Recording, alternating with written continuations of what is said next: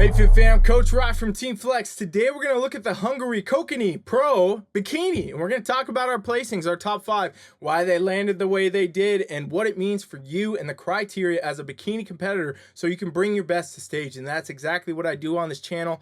No matter what, you could never have compete before. You could already be competing 50 times, or you could already be a pro. I'm going to tell you stuff on this channel that will help you do better on stage. I promise you that. So if you're new here, make sure you subscribe. And if you've been watching, you still haven't subscribed, you damn well crazy.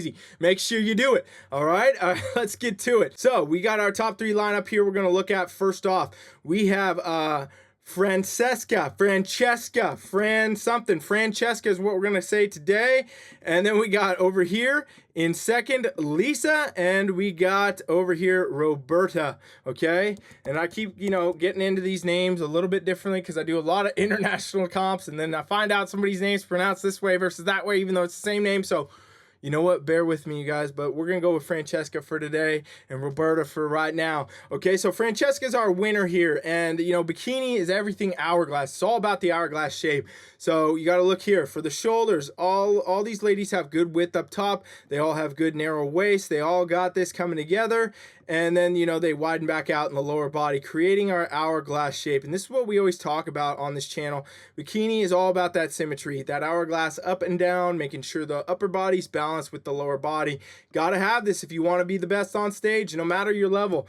The athlete, dare I say, the athlete that has the best hourglass will always win. And that is the case, for the most part, because to get a good hourglass is a combination of being at the right muscularity and the right level of condition. So all these ladies have this very clear representation of what's going on. However, I think there's some blatant differences, okay? So Francesca here, she's got really good shoulder development, tapers in nicely to a very narrow waist. She's got that flat stomach judges are looking for.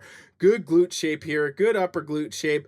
Everything really just on par, on point, really executed nicely. Very good hourglass, very good shape overall. Everything that judges want to see. I really don't think there's too much in this front that we could talk about that's off. There's not a lot, right? Now, looking over here at Lisa, Lisa's got the good shoulder shape. She's got a good taper. Her lower body, I feel like, is looking a little bit over dominant to me.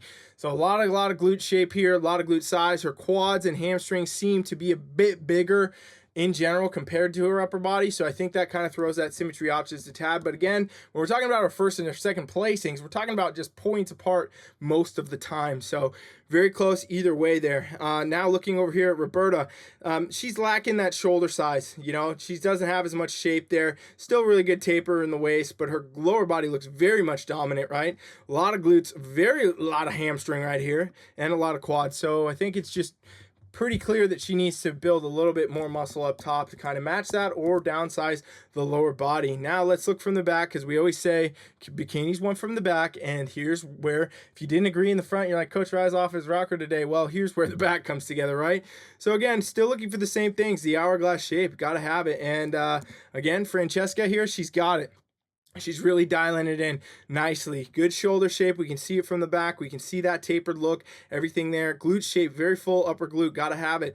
And then, into the lower glute here, the tie-in, if you will. Everything is there. It's popping. It's showing the way it should. The quads and the hamstrings are very, very symmetrical to the glutes. And it lets the glutes kind of take the show from the back pose, which is what you want in bikini division. Now, looking over here at Lisa, this is where, again, I think we get to see, the shoulder looks a little bit dominant here compared to the lower body, in this back pose. So it's interesting how she looks, different in the front versus the back. That's why you got to look at all the poses to get the stories, because I was saying the opposite in that front, and now I'm saying this in the back, right? Her shoulders look like she's a little bit too dominant compared to what's going on when we actually get to the depth of the back. So really strong glutes from the front, not the same situation in the back, because I just think that's really key here to make sure that you have that. And again, still good tie-in, still good overall shape, just needs more size, and you can tell that Francesca really has that size, and she brought it home.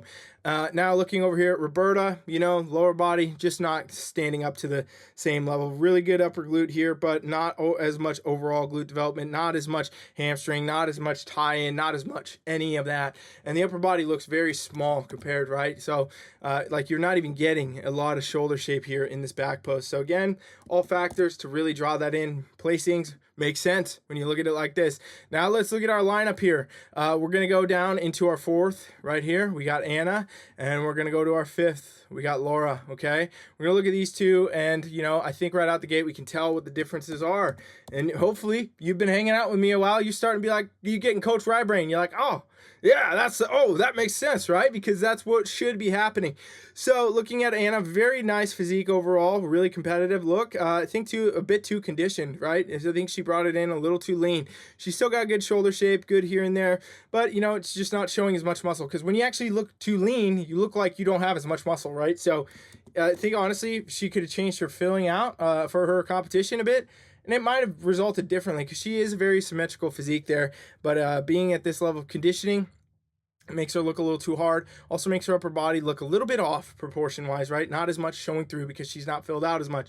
Over here, Laura, opposite effect, right? Laura's like lower body is so dominant right now, so filled out, so much glutes, so much hamstring, so much quad, almost looks like wellness. So I think, you know, got to bring up the shoulders or downsize the lower body for her, and that makes a big difference. Now looking from the back, you know, Anna's got really good shape and everything. Like I said, glute shape looks great, upper glute, overall glute, everything, tying, all of it, just a little too lean, a little too depleted of a look. Should have filled it out a little more, could fill it out more, and probably do even better on stage, right? So looking at Francesca here, dialed, it's ready, it's there, it's all there, nothing really much to say about it. It's just perfect. And then looking over here at Laura, again, you know, the upper body just doesn't compare the same, and just needs more overall muscle, right? You can see like tying and everything, not pulling through as much. That's a case of muscle. So just right there, where again, that's another one of those ones, right? Like some of these competitors look so strong in the glute from the front, get to the back, it's just not showing the same. So again, these are all factors you got to factor into your preps, into what you're doing. Got to know the strong points of your physiques. You got to know where you want to improve, what you're going to change. You got to do all that.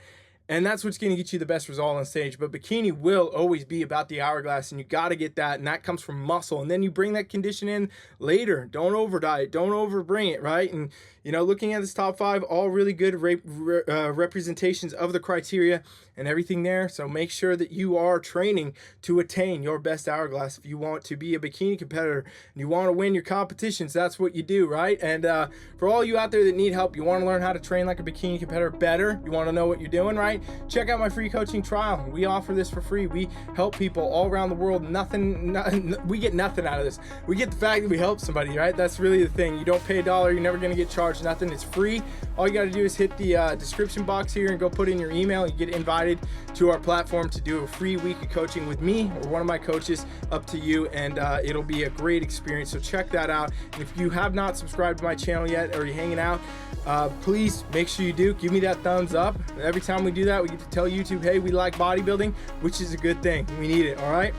Thank you for watching. Coach Rye is out.